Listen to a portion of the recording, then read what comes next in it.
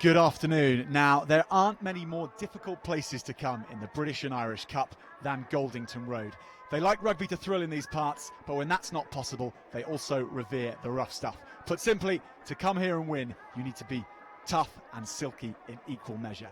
This then the challenge for Ulster A in this British and Irish Cup quarter-final, and we're delighted to have you with us here on ulsterrugby.com. It's set to be a terrific game of knockout rugby on this Easter weekend. My name is Jack Zorab and kickoff will be underway very shortly. It should give us just enough time to talk you through both Ulster and Bedford's teams. Now, Ulster head coach Kieran Campbell has picked a starting 15 which has 205 senior appearances amongst it, yet still space for 9 Academy of products in the 22. The back three consists then of Jack Owens, Angus Kernahan and Aaron Cairns.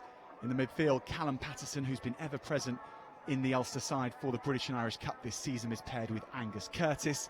In the halfbacks, Peter Nelson, 47 senior appearances for Ulster to his name, is at number 10, and he's paired with David Shanahan. In the scrums then, Greg Jones, Clive Ross and Marcus Ray form the back row. Peter Brown and Matthew Dalton in the second row.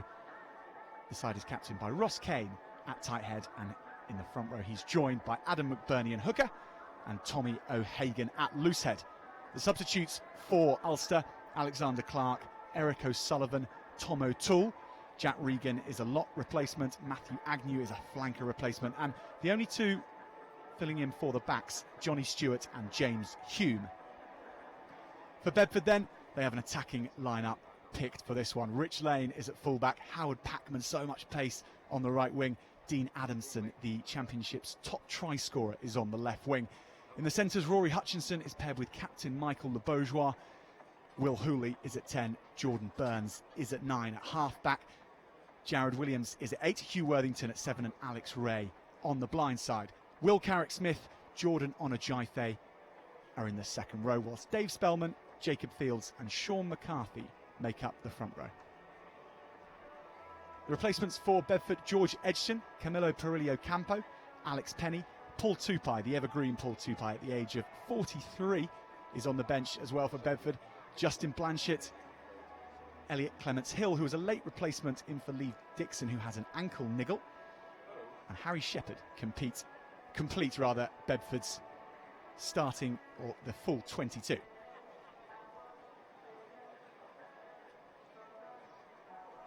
So we're still waiting for both sides to join us here at Goldington Road.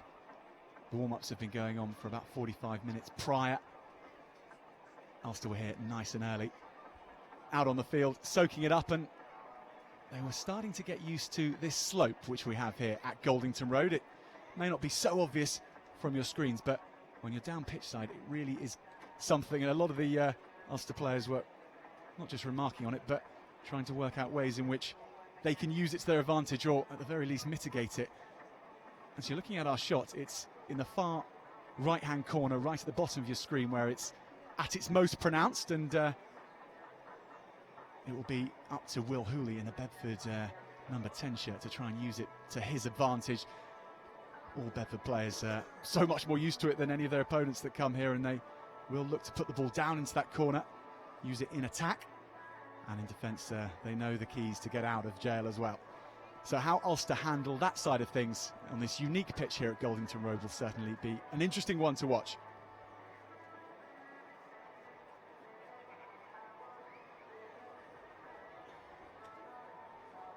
For both sides at stake here, a place in the semi-finals. And if you're following the action in general across the British and Irish Cup, you will know that yesterday was a big day for the other quarter-finals. Leinster A beating Munster at Donnybrook, whilst Jersey beat Doncaster over in Jersey. So we're joined by Ulster now coming onto the pitch. First out are the visitors, and they will be met with warm applause, but not raucous applause. The host will be saving that for the Blues.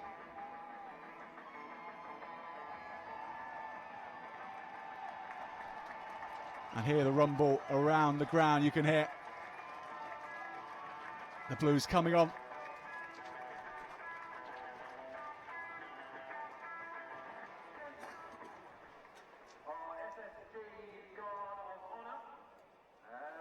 So both sets of players now on the pitch, ready to do battle. And the man in the middle for this one, Mike English, and his assistant referees will be Jack Makepeace and Jonathan Healy. The fourth official is Bill Burton. So kicking us off will be Ulster, Peter Nelson in the number 10 shirt and the red hair. So for this Irish versus English clash, we have a Welshman in the middle. And Peter Nelson gets us underway. Well, it's at this point that I'm delighted to be joined for this one by Ulster A player Mark Keane and 23rd man for this one. Mark, sorry, it's great to have you with us. Oh, thank you. And you were just moments ago just out of breath, running through your last move, just in case someone... Doing whatever everyone else wants me to do. And so the boys, how do you feel they are ready for this one? Straight in from the off, I guess. Confident. Training's been really good all week. They're looking forward to this. It's such a big occasion for this Ulster team. It's a young bunch of boys out, quarter-final experience. Hasn't happened for a while for Ulster, so hopefully we get the win today.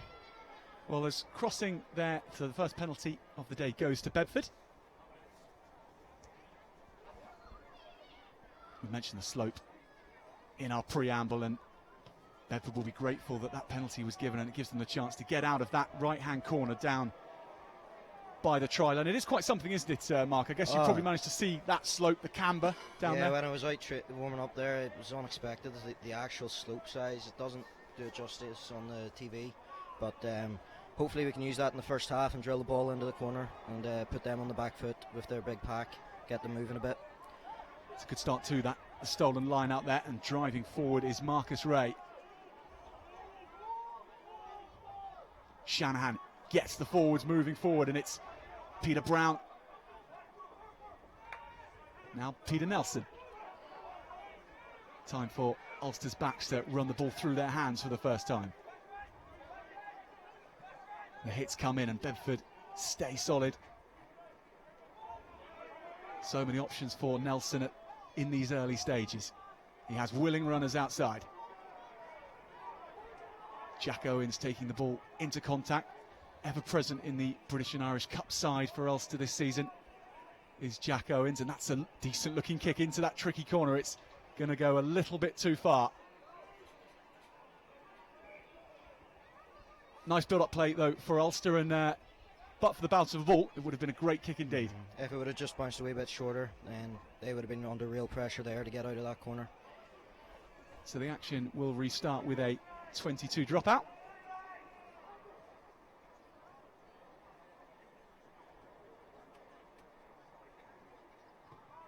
Neither of these sides ever having won the British and Irish Cup. There is a lot at stake here today. And Ulster look to counter. Shanahan digs for it and feeds Brown again. Crucial player for Ulster, so much experience having played in the Premiership. Bedford Blues' defence on that far hand side is aggressive enough. That's a nice ball. Ulster going through the gears early doors. It's all the men in white shirts at the moment. But a little knock on there just at the contact. Well, frustrating one for you, Mark, in the commentary box to watch that. Yeah, good tip-ons though. They're trying to avoid the main collisions, get out of the contact a wee bit, try and push that Bedford pack around the park a wee bit more.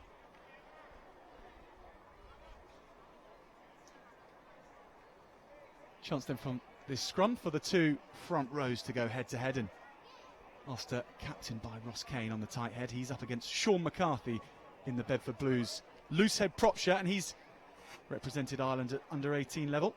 Also had a stint with Leinster. Also been with Jersey as well, but back to Goldington Road for this summer.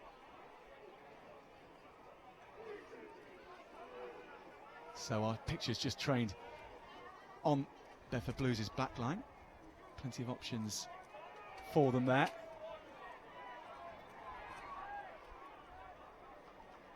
Straight from the off, so Howard Packman with a chance to chip and chase, but that's shanked off his right foot. Well, I did give Bedford Blues a bit of a big build-up about their attacking backline play, and they do have a lot of talent in there, but Ulster right up in their face. Yeah, we plan to get off the line, put in loads of chop tackles, try and get under them, and not let them get over the gain line, because we know what a threat they are if they do get front foot ball. Yeah, indeed they are, and they've got strike runners across the board. Well, now we're back with the action. And Bedford right back into the thick of it, hitting up hard. Pushing Ulster back. They've lost 10 metres there, and they take the penalty. So the home side warming up a little bit after 5 minutes. And this could be a chance for the post. Will Hooley is in the number 10 shirt for Bedford. And Michael Le Bourgeois, the captain, decides to go for the posts. And Mark, penalties like that, I guess that's one which frustrating, but when you get knocked back like that, how difficult is it to stop something coming forward like the Blues there? Well, there's nothing you can do really. You need to try and just, they read that really well and defended it very, very well. If you get to that situation, you need to just try and keep that ball and just get it away somehow. So we see Will Hooley line up for this one. What was mentioned in the week building up to this one, Mark, amongst the team about how important it is for the side? It's more for Ulster Rugby at the minute. It's we're in a cup quarter final. It'd be awesome to win this in its last year, and hopefully then keep the trophy, as it is the last year of the BNI Cup. It means a lot to a lot of these players. The senior players that have come down know what it's like to play in cup rugby, and they want to win something, and this is a great opportunity to do it at Bedford.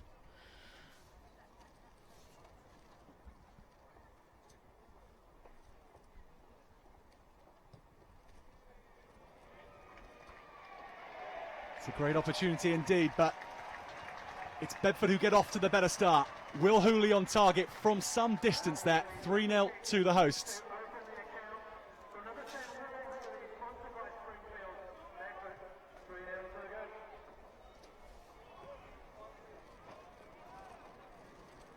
Sun has come streaking out for this game. It was a miserable old day until about midday, but once the players arrived, that all changed, and both sets of side will be looking to run the ball from all corners. Perhaps except from this corner, where the famous Bedford slope is a little bit tricky for the kickers. That looks to be a good effort, though, from Jordan Burns. Jordan Burns, former winger, moved to scrum half for the professional part of his career. He has Lee Dixon as a mentor, former England player here at Bedford. Line out was to ride up for it, Clive Rost. But the referee, Mike English, not happy with it, so it will be thrown again.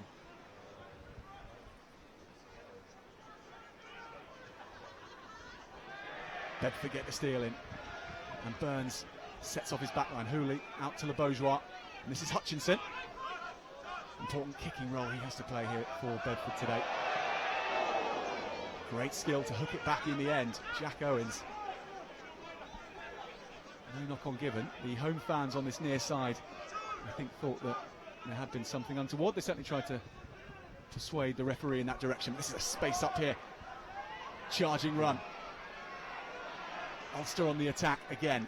Great run by Marcus Ray there. Now this is Patterson, another one of the ever-presents during the British and Irish Cup. There is consistency in this Ulster side throughout this Cup. Shanahan again.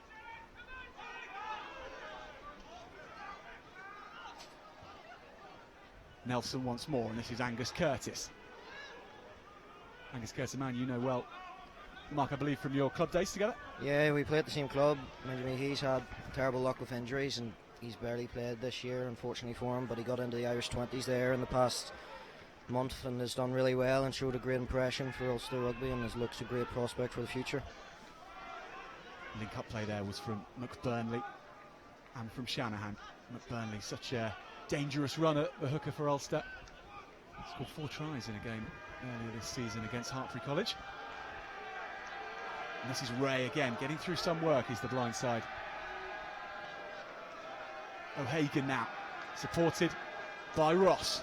Chance for Ulster here. Nelson has options on the inside. It's Curtis he goes to. Blues, though, they look to have put their hands on it. Indeed, they have. The penalty comes. Big cheers from the home fans behind the try line. Well, Ulster were really brewing there. Credit Bedford's defence, though, for getting their hands on like that. It's great defence, but it was really good build-up play by Ulster. Just unlucky at the end there. They made it good 40 metres up the pitch there. Just need to hold on and try and finish out at the end. Get something when you get into the Bedford 22. Yeah, those times in the red zone. All important. And that's a fairly decent exit.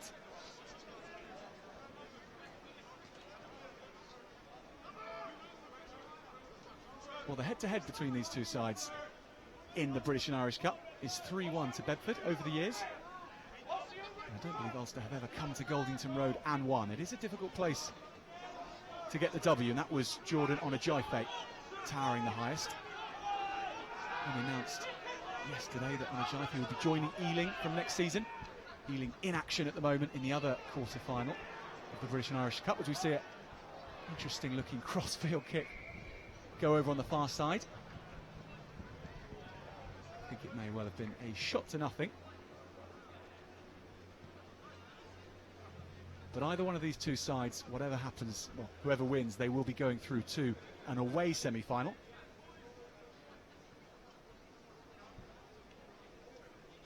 Semi-final day is happening 3rd week of April, and then the finals for this British and Irish Cup in May.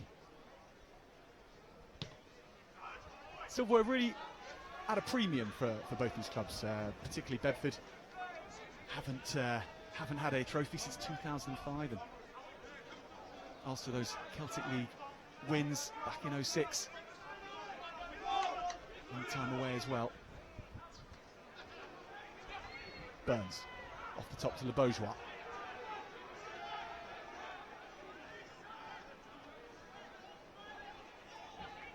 Burns uses his forwards once more. Hooley now.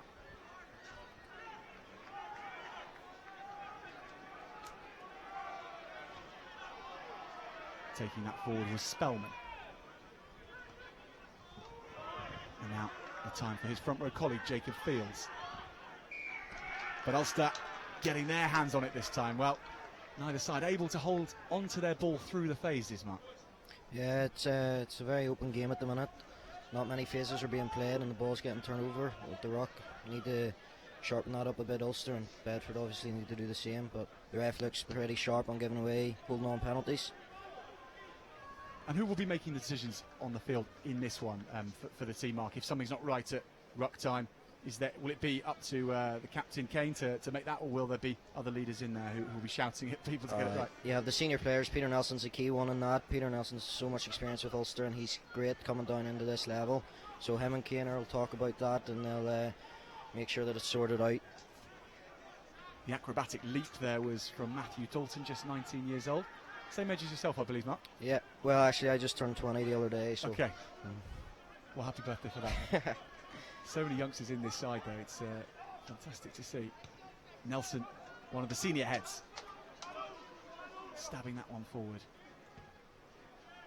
And Le Bourgeois off his left foot. I don't think it's found touch, so I'll still have the chance to play on. And this is Kernahan, one of the light-footed players in the back three for Ulster. Burns juggles with it. Now this is Rich Lane, who has 10 tries in the Green King IPA Championship, the fullback for Bedford, so a danger runner when he gets a chance. And the cheers from the far side will tell you that that one didn't go very far. And it was Aaron Cairns, I think, who didn't find too much distance there. So Bedford with another good bit of field position.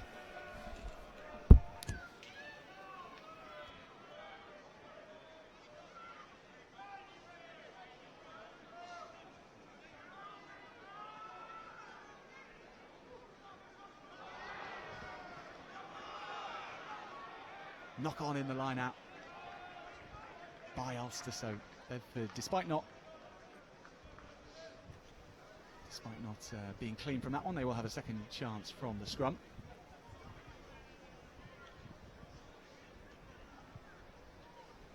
13 minutes gone, and both sides clearly come to play here, Mark. Certainly Ulster have probably had the better rub of the green there and been a little bit more ambitious, but Bedford, when they've got the chance, have shown what they can do a little bit. Yeah, Bedford are capitalising on Ulster's mistakes here and getting themselves up the pitch, and hopefully this scrum will set down a good platform for Ulster to get a defensive line off here, but it's a great attacking position for Bedford. It certainly is, and Shanahan in the number 9 shirt for Ulster will have to try and watch Jordan Burns, his opposite man if he can. Burns goes off himself, he's lightning, but then again there is also the power from Jared Williams. Such an important player. When he gets ahead of steam up, very difficult to stop him. This man too, Will Carrick-Smith, all 6'10" of him. Burns now up to the back, Hooley round the back. Nice neat play in tight spaces by Bedford.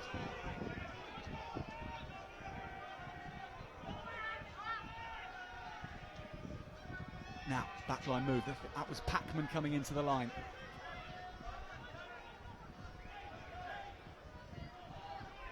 Head down, straight forward, Jacob Fields.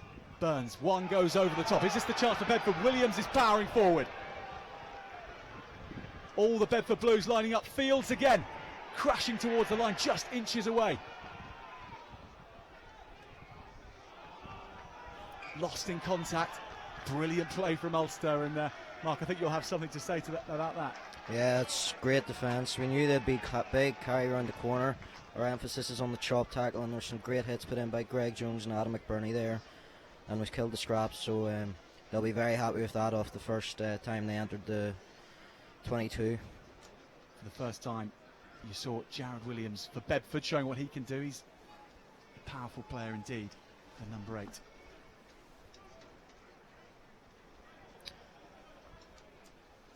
But Mark, the way your games have gone, you topped the group, of course, Ulster.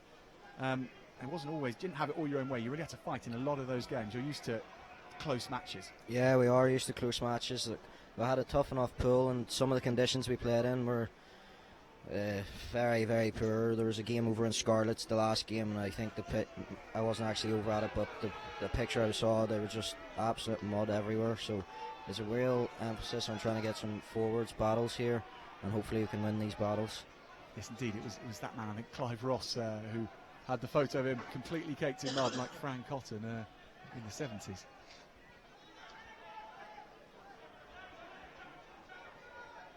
But a good exit set here by Ulster, and Shanahan's kick from the box is a good one. Bedford take it quickly. This is Howard Packman. Now Le Bourgeois, the captain, steps inside one, and he's quite a Guily player, but he's got a lot of power behind him as well as the Bourgeois. Hooley back inside to Packman once more. The right winger looking for work.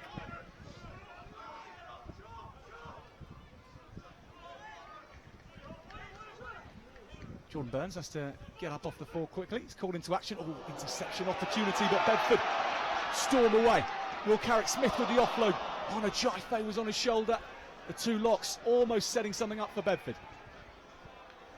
Knock on in the process. Well, Bedford knocking on the door. Ulster still hanging on. Excellent scrambling back by your boys, Mark. Superb scramble, but Bedford really should have done better there. Their coaches, I'm sure, will be screaming up in the box wherever they are. I mean, if you could choose two players, as skillful as they might be, to try and finish it off, the two locks might not be your ones, and that's... Might not be your ones, but just a pass there and your guy was probably in. But, you know, great scramble defence by Ulster, and hopefully we can get out of this corner now and get the ball back. If you get enough bodies behind the ball, it just creates distractions in the opponent's side, doesn't it?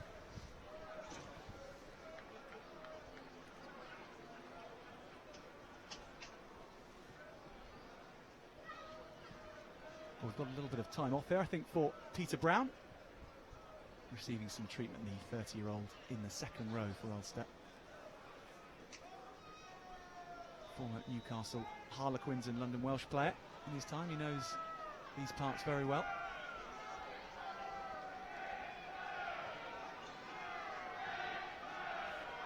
Hardly on the floor for much time at all. So Mark, yourself not involved today, but you've had experience with Ireland under-20s recently as well. I mean, exciting times in the Ulster Academy at the moment. Yeah, there's just very exciting times. I think we had 9 players involved in one match this year in the under-20s, and the A team's going well here, and it's a very young A team, so hopefully these players will in the next few years come up through into the senior team, as a few of them have already. Matty Dalton's played 4 or 5 games already for Ulster this season. Johnny Stewart's the same on the bench, so you know, it's a real emphasis on getting these academy boys through the system at the minute and trying to push them into that senior team. Yeah, Johnny Stewart's certainly Ireland under 20 caps as well for him. And it's Dave Shanahan who's got the chance at number 9 today. That was powerful work off the base of the scrum by Greg Jones.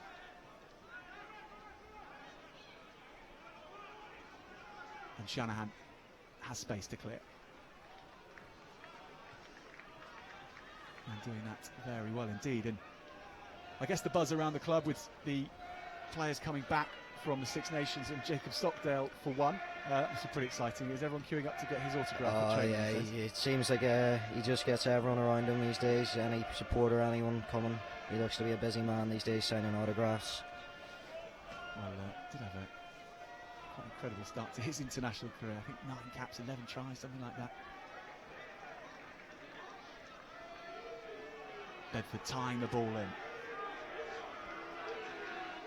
Just the slender 3-point advantage from that Will Hooley penalty. They've had their opportunities to score as well, and when they get their big forwards together, and that's Jared Williams, one of the biggest of the lot, they are very difficult to stop, but penalty to Ulster. Ulster will be happy with that maul defence there. It was something that's been emphasised. If we can stop their line out, you stop a lot of momentum from Bedford. So they'll be really happy off that one there, and get the penalty off, it'll be even better. Yeah, and that kick almost into Bedford's half. Adam McBurney throwing in for Ulster. Interesting ground, Goldington Road. It really can be a cacophony when the home fans are in, and when it's a full house here, it is quite a noise that they make. Very old stadium. Right by the road here that goes through Bedford. Very easy for all the fans to come down. We had all the fanfare out earlier. There'll be a half-time presentation as well. It's quite a festival every time Bedford have a home game. Makes for an oppressive atmosphere if you're the opposition, but perhaps that's where these Ulster players will thrive. Ray with a charge upfield, and that's Patterson as well. Onto his opposite man, Hutchinson, who didn't know where he was coming from. Brown once more.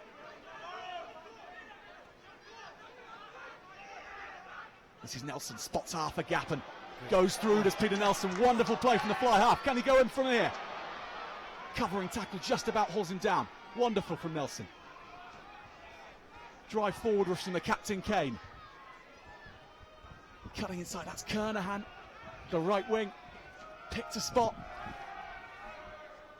Bedford having to scramble back. Ulster have the advantage. Dalton now. Back to Nelson, but he can't gather that one, and Bedford gratefully hack it away. They have the penalty anyway. Well, it's not a bad outcome from Ulster. It's not quite as good as perhaps it looked like when Peter Nelson made that fantastic break. Oh, it was a brilliant break by Peter. He has a speed that not really many look at, and he just used that there to get on the outside of the Bedford forwards, who were a bit narrow. I mean, it did look like he didn't set off at a terrific pace, but once he saw the gap opening up, he pinned his ears back. Yeah. So 5-metre line out for Ulster. And Mark, what will be the plan from here? I'm not too sure. I'm pretty I know sure you're an outside back, so perhaps the wrong man to ask. Pretty sure it'll be a maul, and then we'll have a set play off it, but we'll try and get them over the line with the maul first. It's a great start. Great start indeed. Ulster tying it in. And they spin round to the right-hand side. The ball's at the back. This could be the best score for Ulster. Great score. McBurney there, probably off the back, as he did 4 times for Ulster A previously this year. No hesitation from the referee. That one was clear as day. And from a 5 metre line, Ulster looked very difficult to handle. Bedford, that's one of their strengths, is the driving maul, and they were taught a lesson there. So 5-0 to Ulster. Nelson with the conversion to come. So the Tannoy man around the ground is giving that try to Adam McBurney. And if that's the case, that's his 6th try in the competition this year. As you mentioned, Mark, those 4 tries coming against Hartpury. Scored another try against Hartpury in the return fixture. Now one in the quarter-final.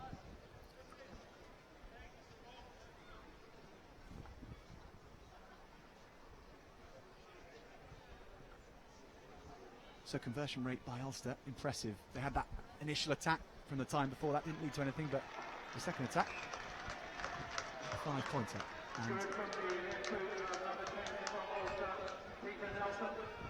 that one goes through as well. Nelson with the conversion.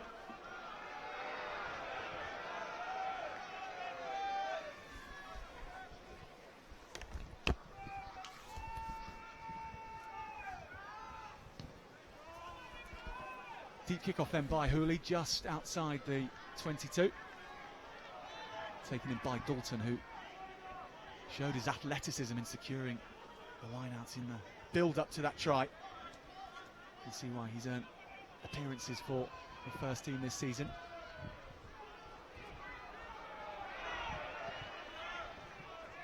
Interesting subtext to this game for many of these Ulster players is that should they lose, it may not be, they won't just be out of the competition, but potentially the end of competitive action. There may be a friendlies before the end of the season, but this is do or die for competition this season, unless of course they go on to play for the senior side, and that pathway is very possible indeed. Penalty there to Ulster for holding on, so the Jackals in the white jerseys doing their job. And Nelson's left peg doing the job as well. Well, this match, first half, turning slightly with that try. Ulster seemingly going up a gear. Yeah, they'll plan to take it away and try and use the athleticism of this pack. It might be smaller, but hopefully we'll have a bit more fitness and get around the park a bit quicker. Once again, Dalton going up for it. Yes, there is perhaps conceding a little bit of height and a little bit of weight, but Bedford's pack is enormous, and they've shown in this tournament what that pack can do. They came back from 14-0 down against Munster, winning that one 17-14. They don't mind waiting for their chance, and that was Patterson once again making good yards in that outside centre channel, and Brown again in that red scrum hat, getting through a lot of work, and so is Nelson, as you'd expect.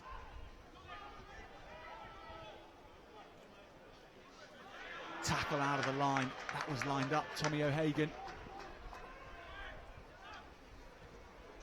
Half gap seen, that was Curtis, it looked like.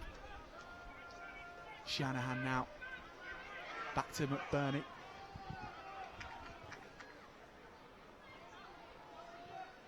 Nelson, was that Ray who was jinking?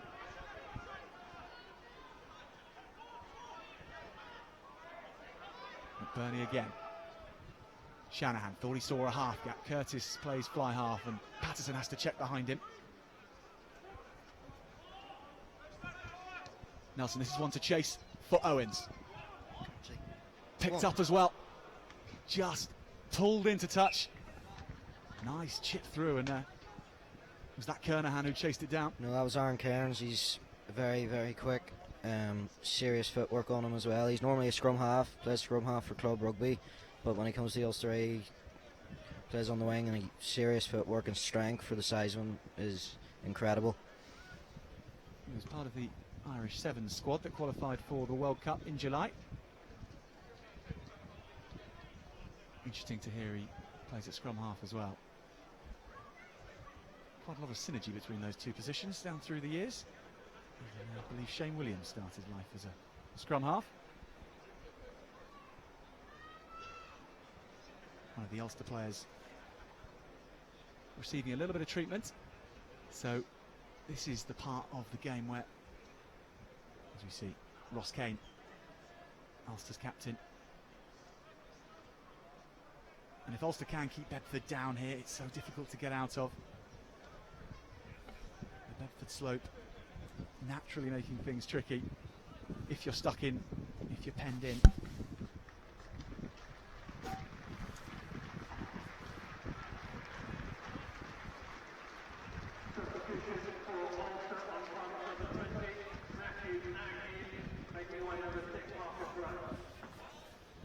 So looks like we have Matthew Agnew coming on. Early Ulster change, forced change, we believe. But another 5 metre line out to Ulster. Seized at the back. O'Hagan, he was going backwards moments ago, he's on the front foot now. And the new man on, Agnew, straight into the action. And here goes Jones. Shanahan out to Nelson. This is a nice backline move here. Options away to the right. Nelson shifts it on. It's jumped on by Kernahan. And penalty to Bedford, holding on the floor. Well, it wasn't the ball Angus Kernahan would have wanted. He made the best of it, but Bedford were able to turn that one around. A little bit imprecise there from the backs, but good pressure from Bedford in defence.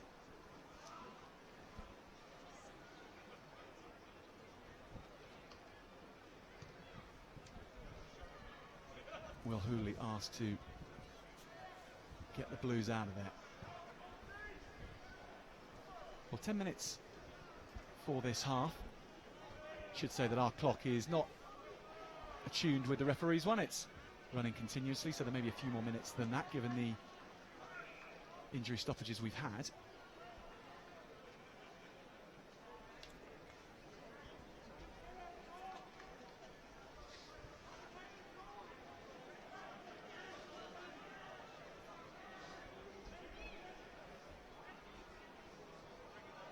And that's gone over the top, and Ulster on the rampage once more. McBurney brushing off one of the tackles. Good run from the hooker. Surging forward. Brown on the front foot once more. Nelson has Jones as an option, but goes round the back. Patterson has to check his run, and Le Bourgeois goes low on him. Nelson show and go for himself. He's weighed one scathing break already in this game. That time Bedford watched him closely. They had to. Agnew. Shanahan. McBurney, the man who started it, seizing the ball off the back of the line now. Agnew once more. Not wasting time, is he? The new man on. Nelson switching in midfield, and Cairns was coming in on an angle. Ulster coming at Bedford from all angles here. Shanahan. Ross. Pick and go was from Brown. McBurney supporting him. Bedford looked to get in there, and they do that once more. It was a half a second moment that Ulster let Bedford in for. Fine attack though from Ulster. More pressure. Yeah, the pressure's building here. Just a couple of unforced errors when they get in that 22, so they need to sort out a wee bit more. But apart from that, it's great attacking play by Ulster. Yeah, Bedford, you sense, will be thinking, how much longer can our luck hold out for? The fans here, 5 rows deep on the touchline at Goldington Road. Such an important game for Bedford, such an important game for Ulster as well, but Bedford have reached the British and Irish Cup final once before. Never managed to lift the whole thing.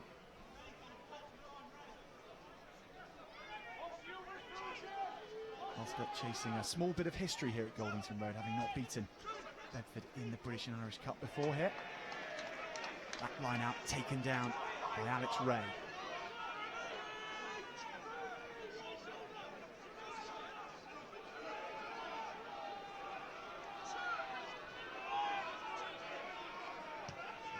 A box kick off the left peg of Jordan Burns.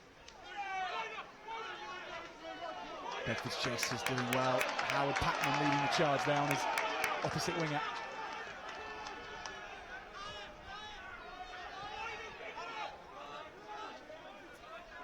But Ulster do manage to tidy it up. And another box kick from Burns' counterpart Shanahan, taken by Ray. Hutchinson switching direction. Former Northampton man, Rory Hutchinson. On a Jaife. Now this is Hooley. Bedford have a little bit of space here. Bourgeois gets the ball away. Chip over. Adamson. It's not quite the kick that his supporters wanted. That's a good chase. I think it was Shanahan who was clearing that up. Well, Bedford baring their teeth. Immediately they conjure up a response after sustained pressure from Ulster. And Mark, as a back three player defending that when the ball's in behind you, how difficult is that to defend? Yeah, it's very difficult there. Shanahan did well. It was a smart kick through by their winger. Those are the ones you don't really want to see them putting through. You just rather them hold on to, and then Ulster will make the tackle. But smart by Bedford, and they've got the reward for it now, and they're in a position of serious threat to Ulster. 5-metre scrum, having forced Shanahan to put the ball down. Options either side. Rory Hutchinson, the number 13 for Bedford. You see in the bottom of your shot there, crucial in that last phase of play.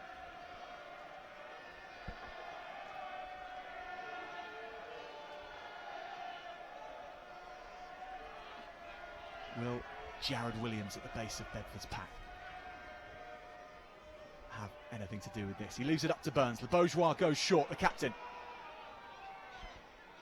Support from his centres on a Jaife. Tackle was from Patterson. Good tackle it was too, had to be. Pick and go from Bedford. 3 metres from the sticks. Ulster organised in defence.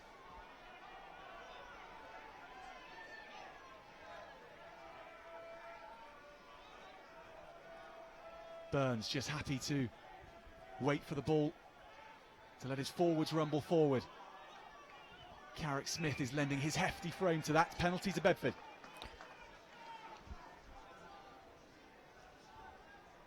Offside, I think, the call against Ulster. So much pressure on the visitors here. Just 5 or so minutes until half time.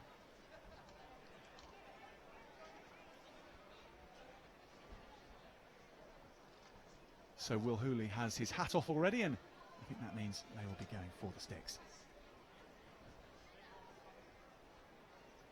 Well, interesting call from Bedford.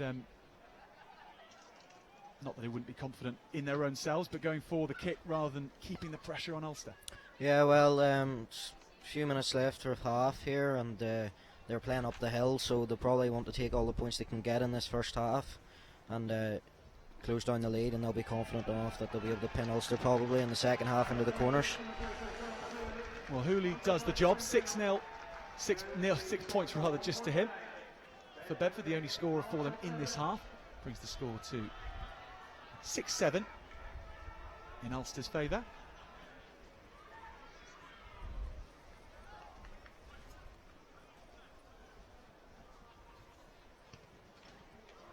Nelson understandably goes long, right into that corner. Asking Bedford the question to try and get out of it.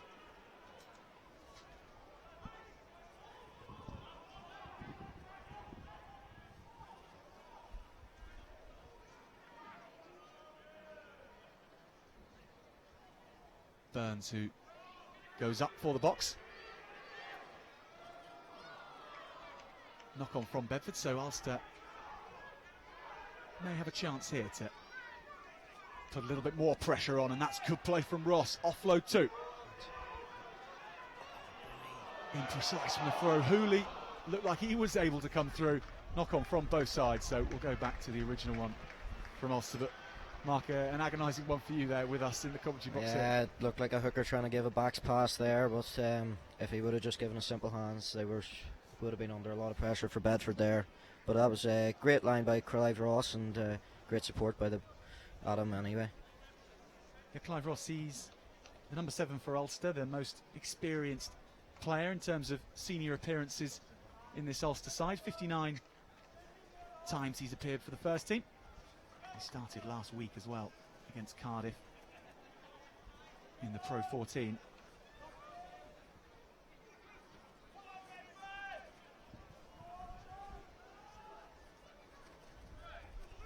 So this time, a little bit of rain coming down here at Goldington Road for Bedford to contend with, both sides to contend with, really.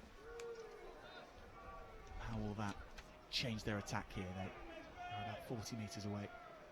60 metres really, rather, from Ulster's line. Burns, looked like it may have gone forward that, but this time Le Bourgeois goes through, has options on the inside. It's Ross who got back and made a crucial intervention. Great tracking back from the number 7, just on the inside. Bedford have the penalty though. Bedford showing what they can do off first phase play there. It did look like Burns squeezed at least one of those passes forward. But the referee, Mike English, happy with both of them. And the upshot is Hooley has the chance to put Bedford into the lead from this penalty. Mark, forward pass or not, that one? Or either of those ones? It was a good line. Not too sure if it was forward or not, I can't really tell. But, you know, it was a great line by them and great covering back by Clive Ross. And unfortunate penalty to give away there, but one that might have saved them a try in the end.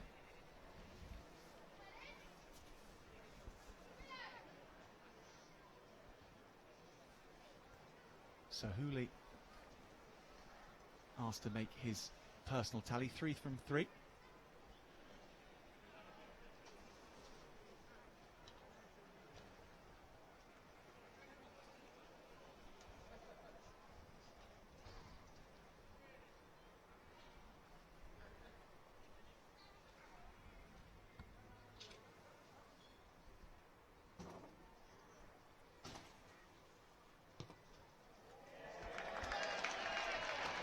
And the USA international puts it straight through the posts. Bedford lead 9-7. Just minutes to go before half time.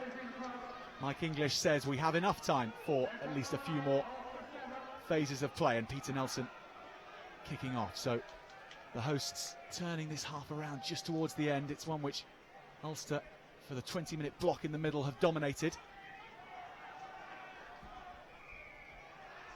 Penalty to Ulster though. Difficult angle for a kick, and I think they'll only go to the corner here, probably.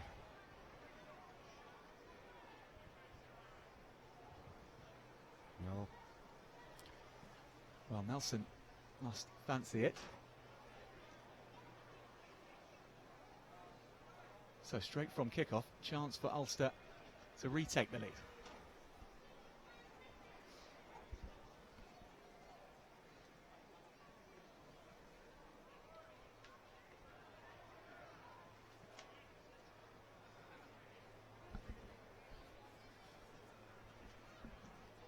He has had 10 appearances this season for the senior side, Peter Nelson, including 3 starts. His last start back in December against Connaught at the sports ground. And he's calling on all that experience to try and take Ulster into a half-time lead.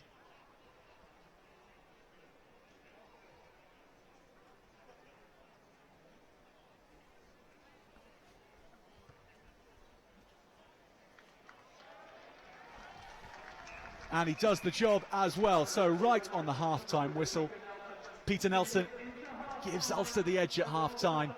10 points to 9, they now lead. Ulster, the only side to score a try in this first half, courtesy of their hooker, Adam McBurney.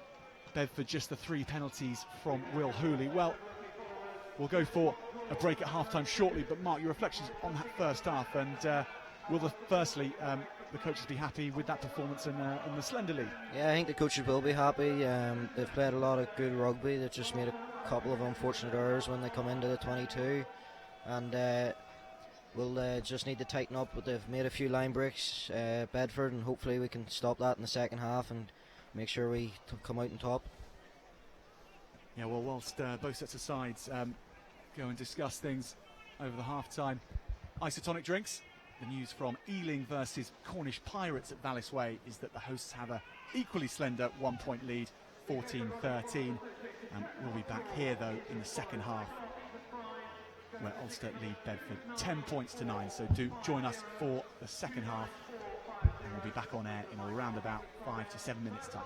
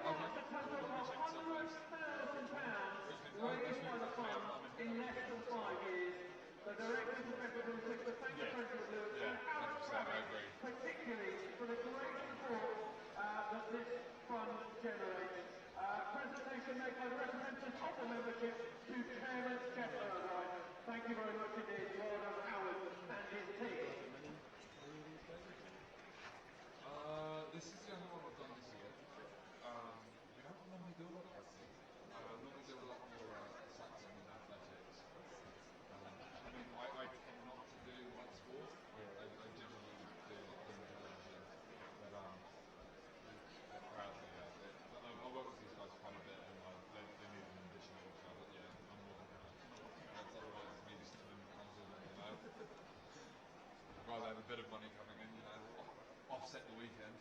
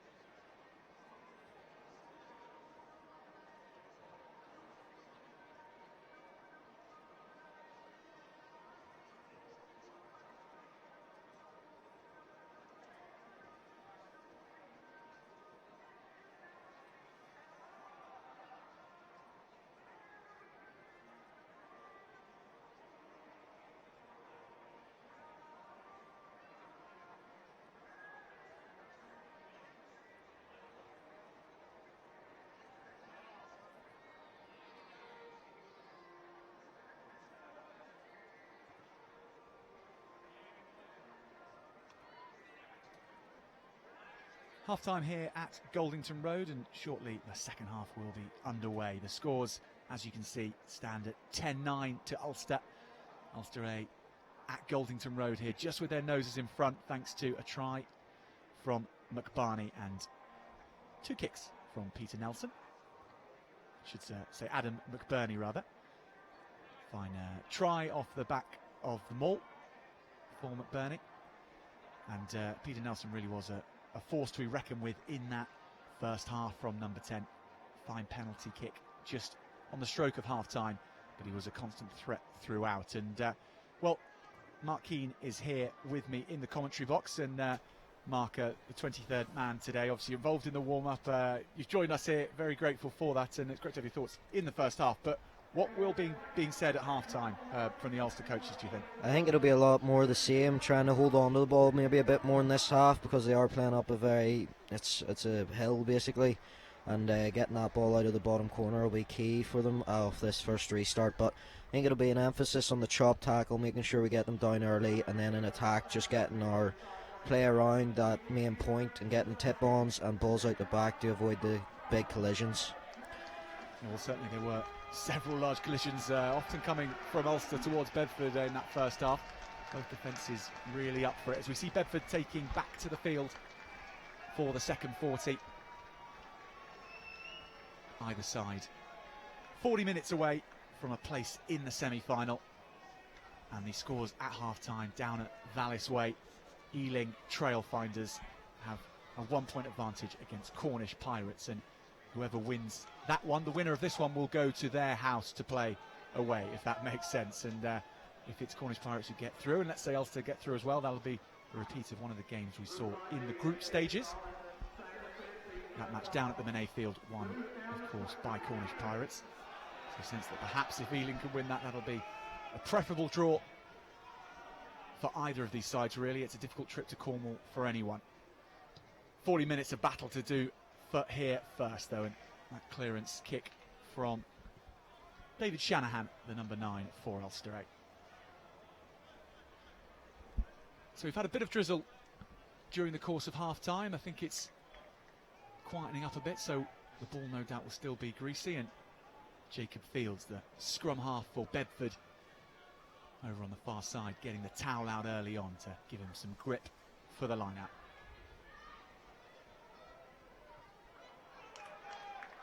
Up and down by Will Carrick-Smith. 6'10", second row for Bedford. Difficult man to beat in the line-out, and Ulster didn't challenge him. Slipping through the gap there was Fields, the hooker. Burns back to Hooley, who scored 3 penalties in that first half. Rory Hutchinson on the switch there for Bedford. Jared Williams driving on, the number 8 for Bedford. Sticking with the forwards, you can see how difficult Jordan Burns is finding it to deliver an accurate pass from the base of the scrum. That kick's hacked through, picked up brilliantly from Adamson. He's so dangerous from territories like these. Off the floor, Bedford keep it going. Hutchinson has men outside him. Back to Hooley. Had to be deep there, the fly half. Bedford starting fast in this second half here.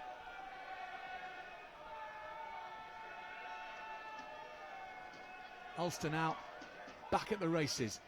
Organised in defence, and Hooley knows that, so has to go over the top. Hutchinson is after this. Shanahan watched it carefully, did the number 9. Had to be careful there, tracking back. And calls the mark indeed. Well, Mark, Ulster having to think very quickly in defence there.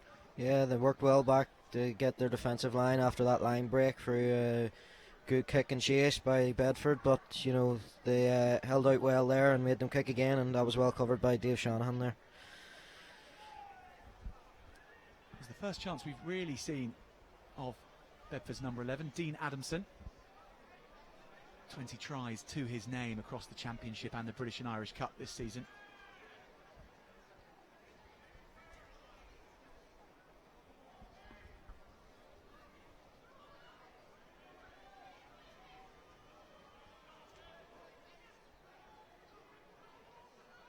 Fields to Carrick-Smith once more.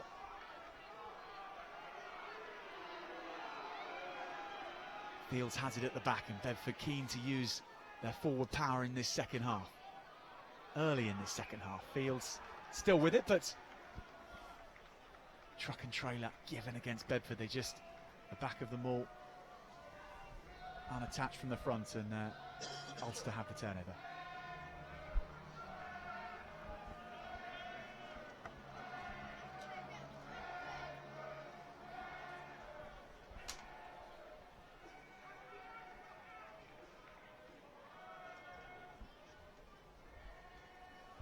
The only match Bedford have lost in the group stages here in the British and Irish Cup was to Munster A.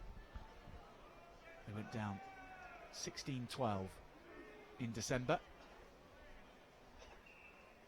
Did of course beat Munster A away. And that match in no small part was due to their forward effort in the second half. So they may be big men, this Bedford side, but they can keep going for the full 80. And they have talent on the bench as well, and no doubt we'll see that at some point today. The likes of Camilo Perillo Campo, power charged prop, Paul Tupai maybe as well, the evergreen Paul Tupai in the second row. Ulster's bench full of talent, full of men your age, Mark Keane. Lots of 19-year-olds and 20-year-olds in there. Certainly fresh legs that Ulster A are able to bring on in the second half. At the moment we are having a right old arm wrestle up front.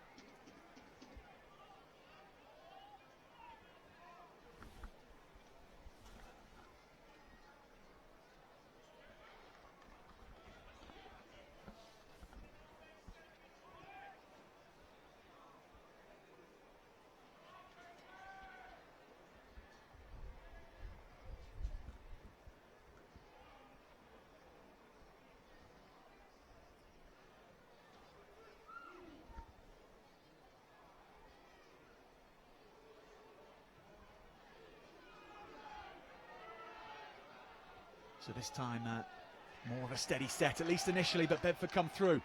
Shanahan has the ball though. Good work from the scrum half. Ulster players having to recover quickly.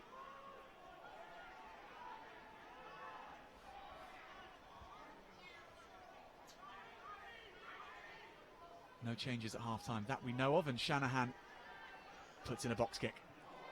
Lets it bounce, and Packman, the number 14 for Bedford, was hoping it would bounce up for him. And it bounced out, perhaps off him, so Ulster have the throw in. Nice touch of fortune there for Ulster.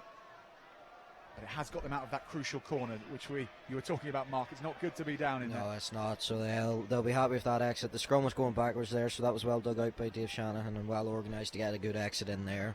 I think they're a bit unfortunate there that this is not their ball. I think the winger knocked it in, but you can see by the Ulster bench they're not happy with that call.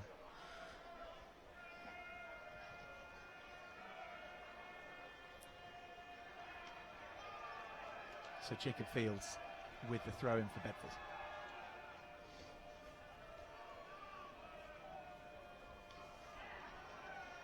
And by hook or by crook they get it back on their side.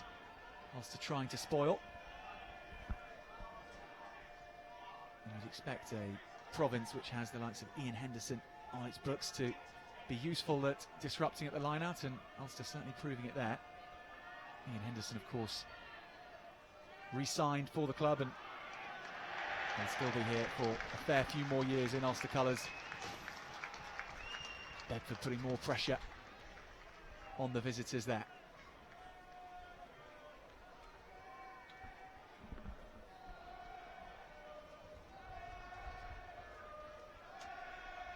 It has been a busy week for signings for Ulster. Will Addison from Sale, the club captain this season, has signed for the club, and someone like yourself, Mark, must be quite excited to be playing alongside him next year. Yeah, it's exciting considering there's a couple of boys leaving Ulster like Piatoy and Bow, so to be bringing in a guy of Will Addison's calibre, who's still only 25, looks a real promising signing by Ulster. Packman there taking the ball forward. Yeah, Charles Piatoy off to play at Bristol next season. And Bristol currently in the Championship, will almost definitely be in the Premiership next year. Bedford though on the attack here. Hutchinson spies a gap. Going round the outside. The score in the end is by Lane. Bedford starting the quicker in this second half, and they have a try in the corner.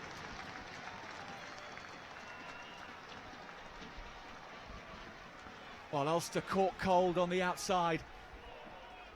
Rich Lane, the fullback, 10 tries in the league this season. And he has one in a quarter-final of the British and Irish Cup. Slick backline play from the Blues, and also just caught out ultimately, Matt. Yeah, just caught out. They did a nice wee wrap-round move there, using one of their forwards as a passing player, and it just caught Ulster out, and the great finish into the corner by Lane. Bedford born and bred is Rich Lane.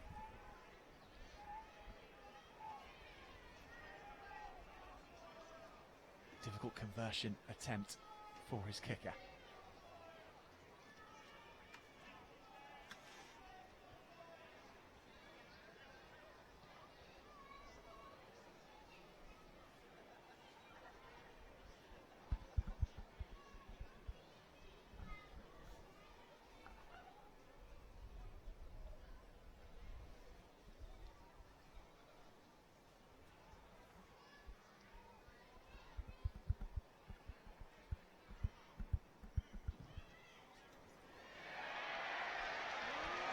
And the cheers from the crowd behind will let you know that that one went straight through. So it's a 7-pointer to Bedford. They retake the lead, 16 points to 10.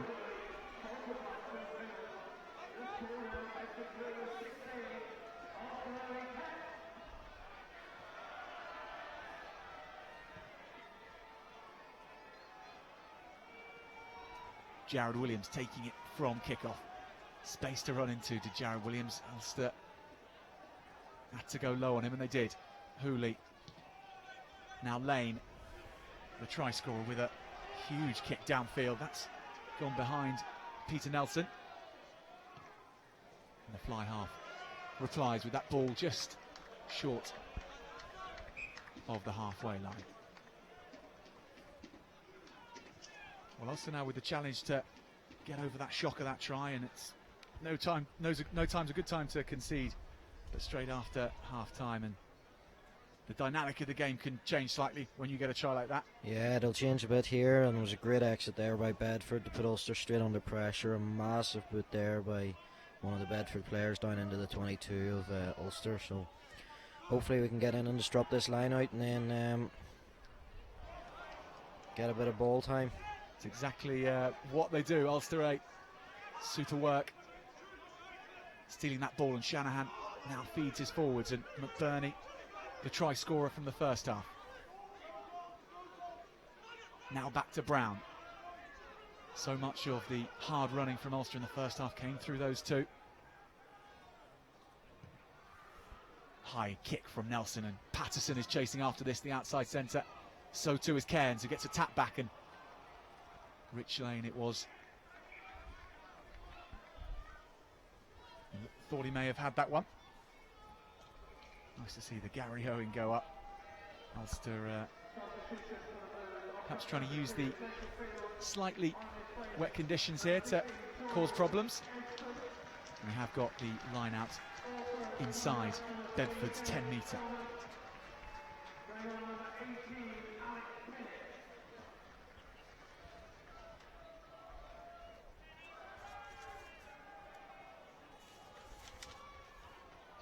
Rising highest there, Matthew Dalton. And Peter Brown letting the referee know what was wrong with that in his eyes, but it's a scrum to Bedford. So held up by Bedford there. Frustrating one for Ulster.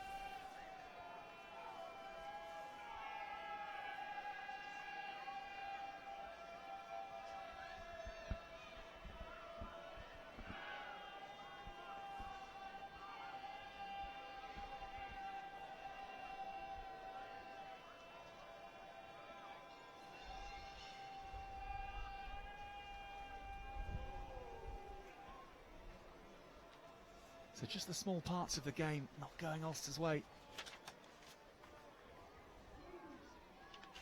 In the first 10 minutes here of the second half.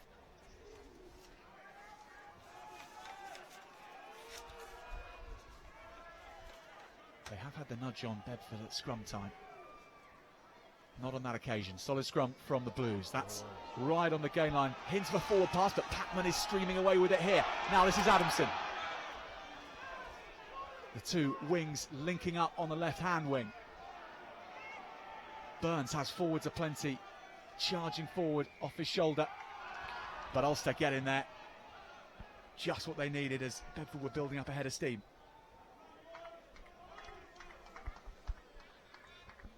Great scrambling back from Ulster. Once again, Bedford looking dangerous, but the men in your back row, Mark, doing the job there. Yeah, they helped us out there. The backs seem to be, Bedford seem to be getting the edge on us quite easy there. We need to sort that out and stop and try and close them down a wee bit quicker. But the back row saved us a couple of times now, and hopefully we can use this line out and get a clean ball off it and counter-attack and hopefully get into their 22. Mark, is there anything that you're seeing specifically that Bedford are doing which Ulster need to react to, or is it just a case of running out of numbers on that one? I think it is a case of running out of numbers in that one there. You don't have your scrum half coming across as well, so you're left with one man short in the back line, which means you need to go on a bit of a softer defence. So they should have been pushing more instead of going up harder, and hopefully then that'll push them towards the touchline and not give them that much space on the edge. Well, the Ulster wingers Angus Kernahan and Aaron Cairns, left and right, certainly is an interesting, intriguing matchup against Dean Adamson and Howard Packman.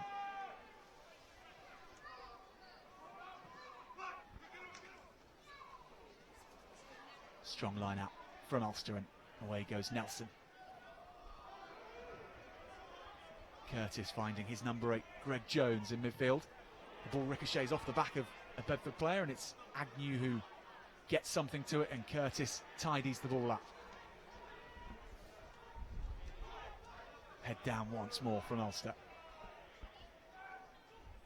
Happy to play inside their own half. Jack Owens coming in from fullback.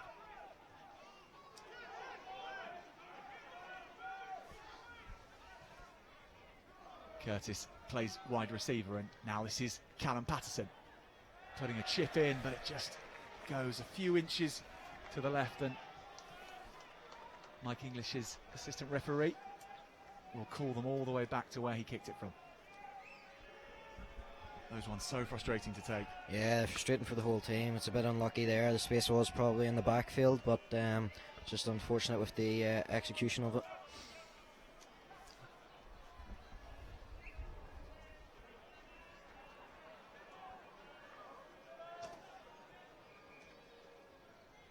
Bedford back in enemy territory then.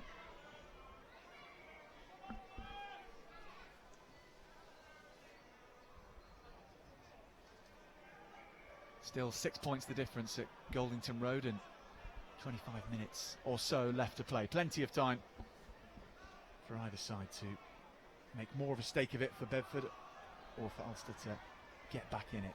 As we saw in the first half, the lead exchanging hands multiple times. And this one certainly has a long way to run yet.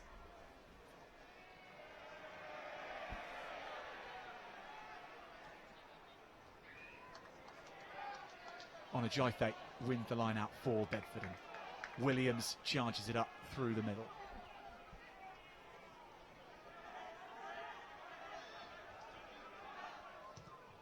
Jordan Burns going for the box kick, and did that go forward off Jack Owens? The referee has waved play on, so good use of the foot there from Jack Owens. Rich Lane using that left peg, trying to pin Ulster back in their half. It's their half which has the slope here at Goldington Road, and Bedford they know how to use it to their advantage. They know how to keep sides in their own half. The Beaujois, the captain, knows that more than anyone.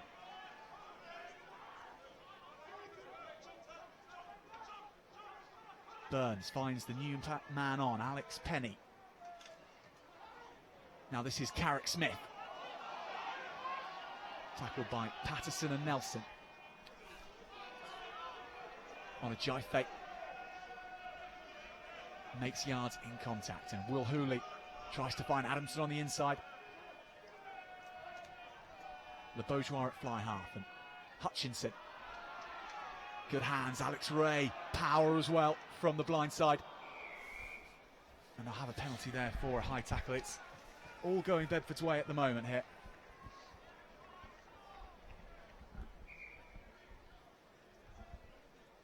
And Mark, if you're at the back, if you're on this pitch right now, if you're at the back, what would you be trying to do? What message would you be trying to get across to the team? Probably try and calm it down a wee bit, try and just get back, get the ball a wee bit more and keep our structure and just hold on to it. We're kicking it away very easily, or else we're losing it in contact, and then we give away soft penalties like this when the ball is turned over, and we just need to cut them out and stop giving Bedford easy ball.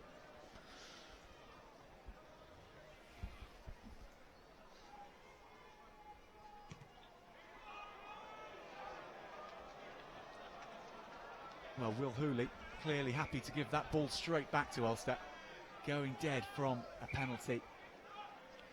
Such a frequent mistake to make, really. You often, rarely a game, even an international, goes by without one of those, but always a critical error. Yeah, it's a massive error by Bedford there. It's let Ulster off the hook massively, and hopefully now this will turn Ulster a wee bit, give them a bit of momentum, and hopefully we can use this scrum as a good platform to get into Bedford's half. He's been perfect from the tee, has Bedford's number 10, Will Hooley, so far today. And he re-signed his contract for another year this week. At that time, erring.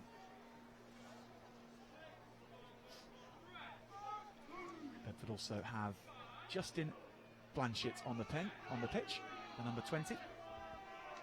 So the hosts making the changes early in the second half, and they're going to squeeze on there, but Ulster do get the ball away. Nelson goes over the top, a little bit loose. Setting off upfield is Aaron Cairns.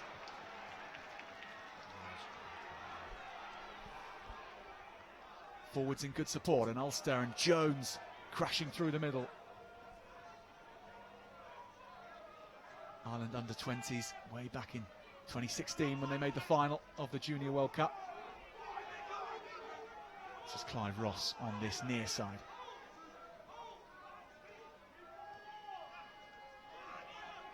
Tommy O'Hagan, a loose head on the short ball there. Now Curtis spies a gap, busting through as well, gets the offload. Jones too, but it's Hooley who he passes to, and he gratefully boots it downfield. Ulster looking threatening for the first time in this second half. Nelson, great recovery by the fly half.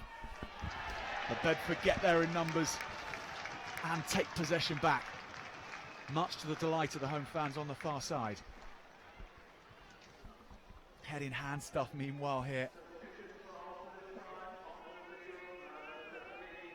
Such a promising attack, that one, and just the wrong man he passed it. Yeah, just one offload too many there. They made a good bust. They didn't need to force that one, just needed to hold on to the ball. As we saw, they got through some phases there, and they got themselves into the Bedford's half, but now we're back down. We've brought on two new replacements there, Tom O'Toole and Eric O'Sullivan, so hopefully they'll bring a bit of energy into this pack and get us moving a bit more. Yeah, replacements to the front row with O'Toole on and O'Sullivan. O'Toole just 19 years old and O'Sullivan 22.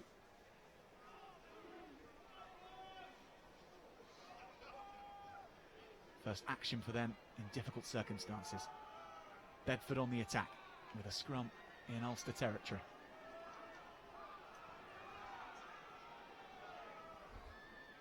Burns sets off, spies a gap, does the little scrum half. Le Bourgeois plays scrum half now. Jared Williams. All Bedford's big name players coming to the fore in this second half. Will Carrick Smith. Penalty Ulster though. Bedford attack snuffed out.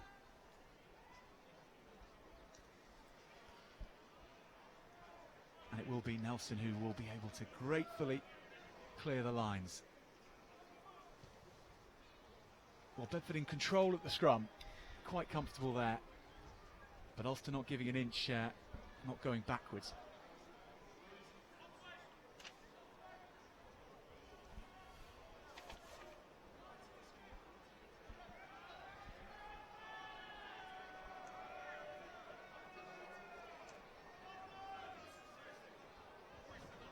McBurney finds Ross. And penalty, Ulster for pulling down, and this time it's Bedford's turn to have their head in their hands.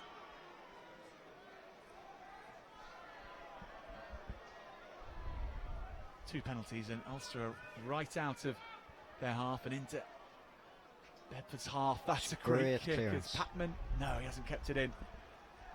It's a brilliantly judged kick, that one, from Peter Nelson. Just shows that two mistakes by Bedford have put Ulster straight into their own into the 22, and a great attacking platform now.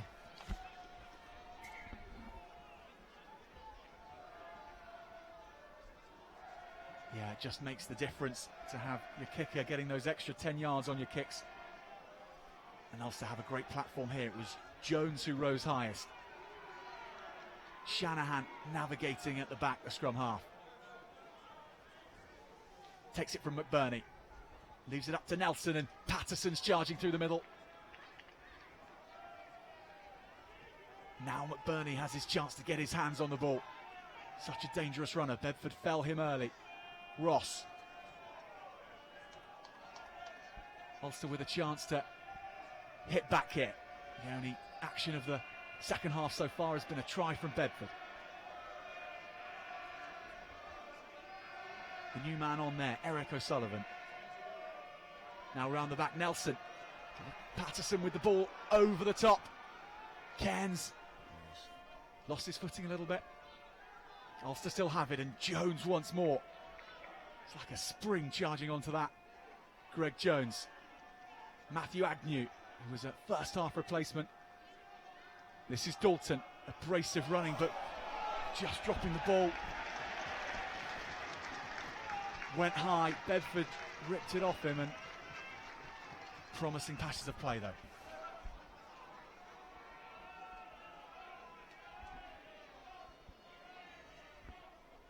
Well, that's lively stuff from Ulster as they try and turn this 6-point deficit behind.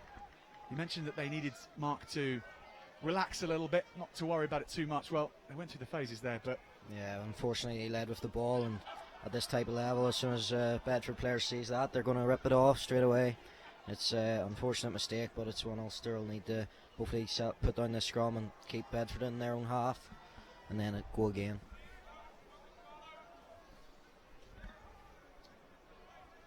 Well, can Ulster mount an attacking scrum here? We've seen how Bedford have had no problems when they're attacking. But perhaps Ulster's 8 can put the squeeze on. We'll have to have a reset. Mike English not happy.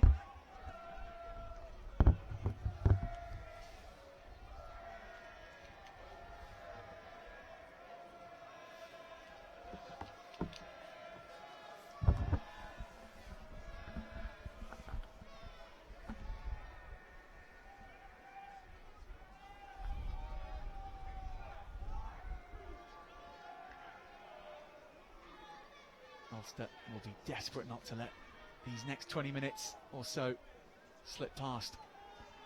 You know what defeat in the quarterfinals of the British and Irish Cup is like. They went out to Munster A last season. Solid enough scrum, but Rich Lane had all the time he needed to get that one away. He booted it straight downfield, so Ulster have the counter. A little bit isolated.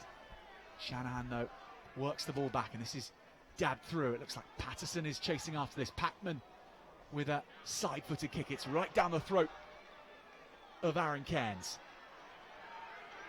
Taken into touch, though, is Aaron Cairns. And Bedford, though, take it quickly.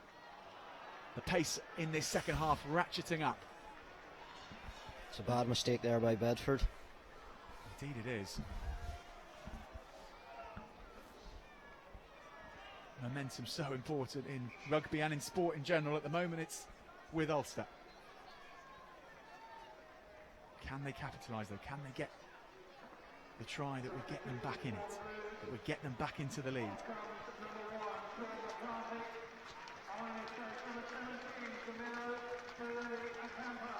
And there'll be cheers amongst the home fans for the new man coming on for them. We'll get to him in a minute. Alex Penny off the back of the line out. Now on a Jaife. We mentioned will be playing in the colours of Ealing next year, and he's conceded a turnover. Patterson trying to pick holes through the blue defence.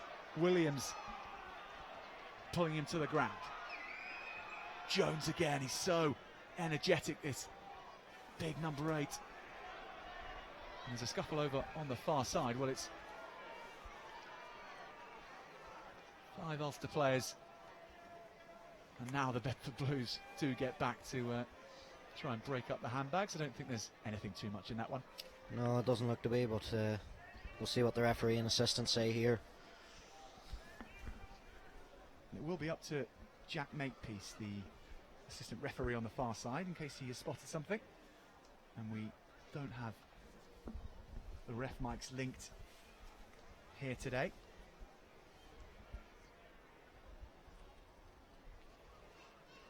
We'll have to see what the upshot might be. Well, Bedford were on the attack until the turnover came in, but the scuffle very much from a totally separate part of the pitch to where play was going on.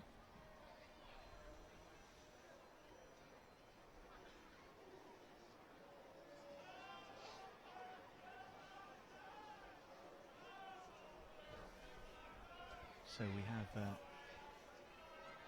Peter Brown being called forward, the number 5, in the absence of Captain Ross Kane, the tight head who went off in the first half, or actually just early in the second.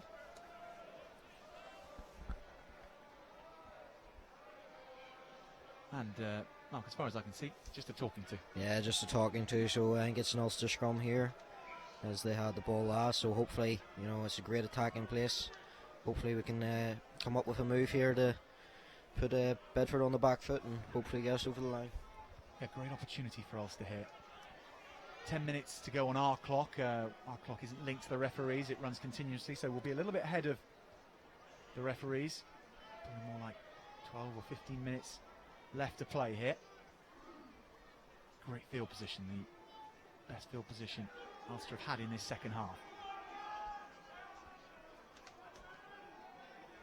David Shanahan has a steady scrum from which to work. This is the new man on, James Hume. Taking a short ball. Now Ross. Powerful run from the open side flanker. Patterson again. Has become more and more involved in this one as Callum Patterson, the outside centre. Brown, who we can take it as the standing captain. Ross once more. Shanahan. Nelson, and this is Jack Owens. Bedford holding firm at the moment. Ulster looking to ask all sorts of questions. Keep up the sustained pressure. That's been the problem for them in this second half. Their phase players come to an end with a small mistake here and there. Precision so important. Eric O'Sullivan. Now his front row partner Tom O'Toole. McBurney once more. Jinking is the hooker. Already has one try in this game. Shanahan switching with McBurney. The tackles keep flying in. Nelson round the back. Coming up to the 22 are Ulster. It's pretty much where their scrum started in this set. Bedford a little bit disorganised on the left-hand side of your screen. Ulster's numbers on the right at the moment. And they do go right. Nelson. Now Patterson, who goes out wide. This is Owens, who has to check and slips under the slightly damp surface.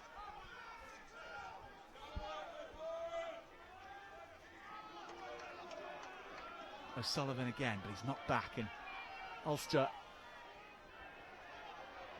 keep on knocking on the door, and this is Nelson who cuts a fast line. Patterson has to play fly half.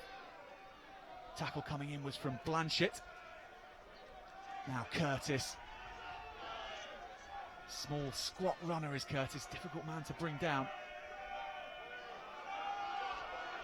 O'Sullivan. So many phases in this one from Ulster. The longest phase play of the game for them. Nelson goes for the crossfield kick. It's Cairns who tries to loop it back in, and it goes out on the far side.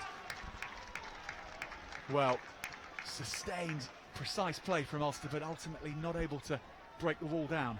No, it was great defence there by Bedford. Unfortunately, Ulster looked to have run out of things to do and went to a crossfield kick, but just didn't have enough distance on it probably. But, you know, we're still here, and if we can turn over this line out, or actually looks like a scrum, so. Back to the set piece, and it's in phases like that where it's all one-way traffic, and it's the same kind of pace where you saw the pace which Nelson brought to it with that line. He did it in the first half as well. Someone like him with his experience, a Clive Ross, will Coach Kieran Campbell be looking to those men? Yeah, like and then, you know, some of the youngsters as well, you know, they got to step up in big games at some time, and why not do it today? Indeed, a quarter-final of the British and Irish Cup. A pretty good time to do it. A converted try would put Ulster in the lead. Penalty to Ulster. That will be the first step. And one up for the substitute front rows, Eric O'Sullivan and Tom O'Toole there.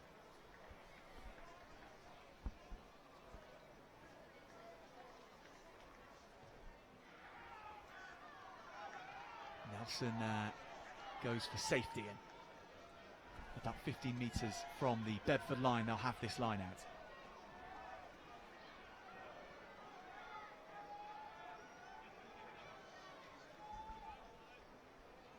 Crucial moments these, you sense, for Ulster.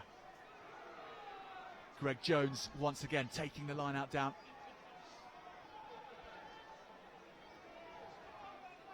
Shanahan, Ross. Ulster will start again, and this time they'll have to come on with more venom.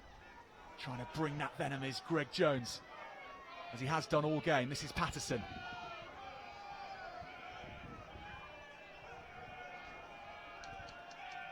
Nelson to Owens, gets the offload in, it's Curtis. Ulster so close. Maybe they are there. Mike English had a long old look at that, and great run from Angus Curtis. He looked to have been caught short and then perhaps dragged over or pulled over, and Mike English will pull them back, but also looking dangerous, Mark. Yeah, they'll be very happy with that. That was great lines of running from Jack Owens there to get us on. A great offload to Angus Curtis. But that's what they need more of, hard lines from Greg Jones, you saw, and Clive Ross, and get us over the gain line, get us them on the back foot, and keep working around the corner and making them work round and try and beat the fold.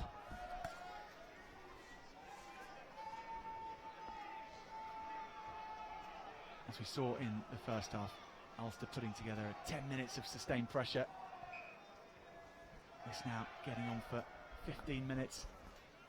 Bedford now with their backs to the wall.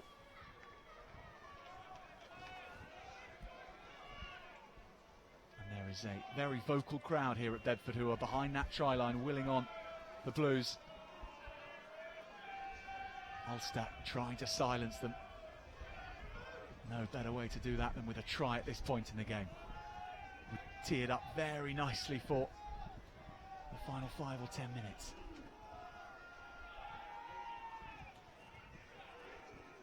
Ulster need a solid scrum.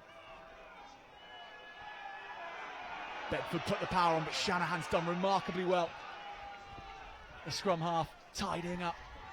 And now the forwards will have to play scrum half until he can get back on his feet.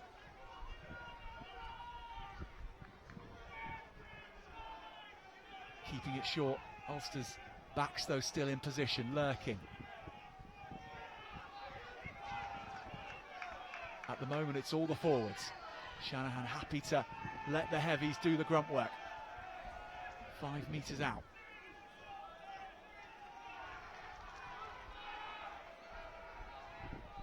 Shanahan digs for it, it's not quite the clean ball he wants. Carrick Smith charging through from Bedford side. And they have the advantage, Ulster. Clive Ross with his mitts on the ball. Now, Matthew Dalton.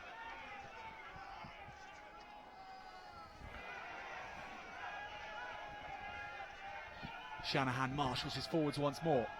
No rushing Ulster scrum half.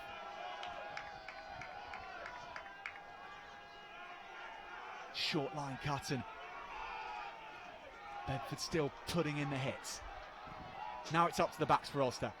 Nelson switching with Owens. Patterson now cuts a short line, the outside centre. McBurney cutting back in field and finding a little bit of space as the hooker. Another lengthy build up, this from Ulster.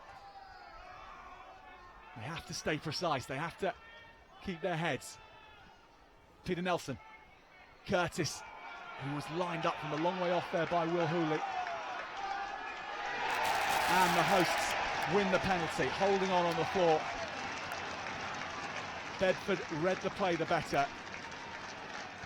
And it's Michael LeBeaujois who is getting a lot of pats on the head there, the number 12 and captain for Bedford Blues. Ulster another opportunity, unable to convert. They are putting so much into this. As yet, unable to break down Bedford.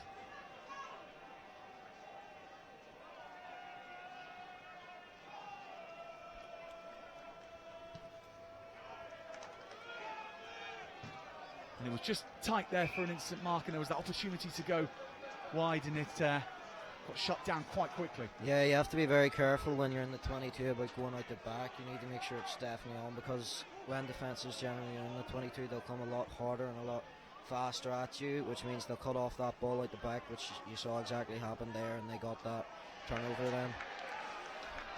On a Jaife with the line.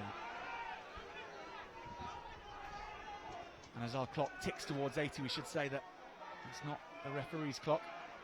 Ours runs continuously, so there will be more time to be played. Bedford with the 6-point advantage.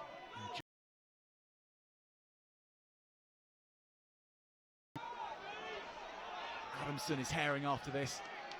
Dealt with well though from Ulster. They are inside their 22. Nelson looking to play. LeBeaujois tears him to the ground. Good hands. Aaron Cairns with a little bit of space and shown what he can do in difficult circumstances in this second half as Cairns. That time the knock-on just coming and Ulster trying to push it. They have to. Oh, and well, it's kicking off now. And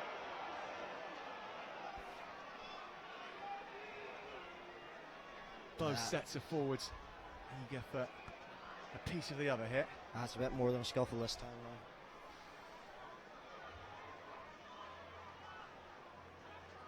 Indeed, a bit more of a scuffle, and I couldn't quite see from our pictures exactly what ignited it.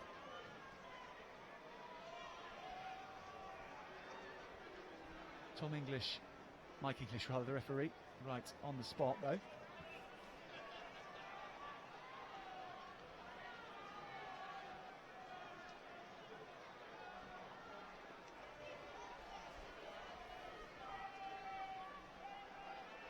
And he will have a conversation with Jack Makepeace on the far side, whilst Michael LeBeaujois is told to go and stand with his team. Well, whatever the upshot is, it's Ulster are going to have to do this the hard way if they are to make it into the semi-finals here. The good news is a converted try would do it. The bad news is they've got to go 70 metres in which to do it.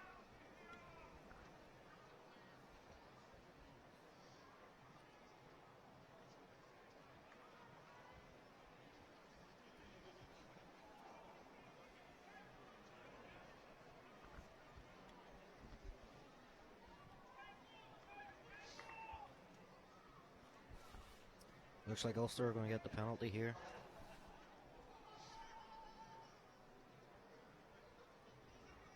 Yeah, it's definitely the Bedford Blues in the dock here.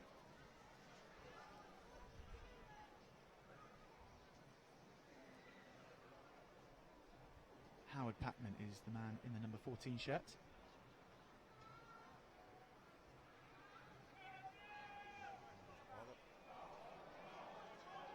And a yellow card then for Packman. The right wing will finish the game off from the stands. Bedford down to 14. Ulster with a penalty and a chance to retake possession from the line-out. Well, what a crucial time to go down to 14. Bedford loose with their discipline there. Can they capitalise Ulster?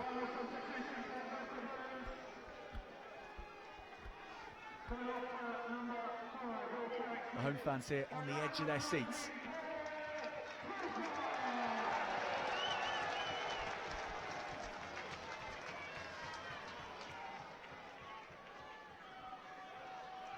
Clean line-out possession. Shanahan on to Curtis and Jones. Bedford saw him coming. Dalton. He's had an industrious game, has Matthew Dalton in the second row. This is Cairns looking for work, coming off his left wing. But the ball's turned over and Adamson brings it away. Bedford once again snaffling the ball at a crucial moment. Once that time, Ulster look to have taken it back. It's going to be a penalty against them though. And Bedford have had the conversation with the referee. They know it's time. And with that kick to touch, Bedford Blues book themselves a place in the semi-finals of the British and Irish Cup. It's agonising for Ulster. They threw everything at Bedford. Second half and the first half, that 20-minute period of sustained pressure, but the Bedford Blues defensive system didn't crack. And Bedford come out winners, 16 points to 10 against Ulster A. Peter Brown there, thanking his opponents. It was a tough game. Bedford coming out on top of it. And well, Mark, disappointing one for Ulster A. Disappointing for yourself. Where were Bedford that little bit better than Ulster? They took their chances. They took their penalties in the first half, and their defence was just ferocious, and they didn't let up once in that second half there, even when we were in the 22. So that's probably where they won it. But hard luck to Ulster and well played Bedford. But I know that these guys will be bitterly disappointed about this, and it'll be a very glum changing room after this. Yeah, well, the trip back across the Irish Sea, always difficult to take after a loss in knockout rugby, but that's what's happened here at Goldington Road. Full time, the tries scored for Bedford by Rich Lane, the fullback, in the second half. 3 penalties from Will Hooley and a conversion, and for Ulster it was Adam McBurney getting the try in the first half and a penalty and a conversion from Peter Nelson. Well, thank you very much for joining us here on ulsterrugby.com. It's not been the result that would have been asked for. It's not been the result which the home fans would have wanted back in Ulster, but that's how it's ended here. 16 points to 10.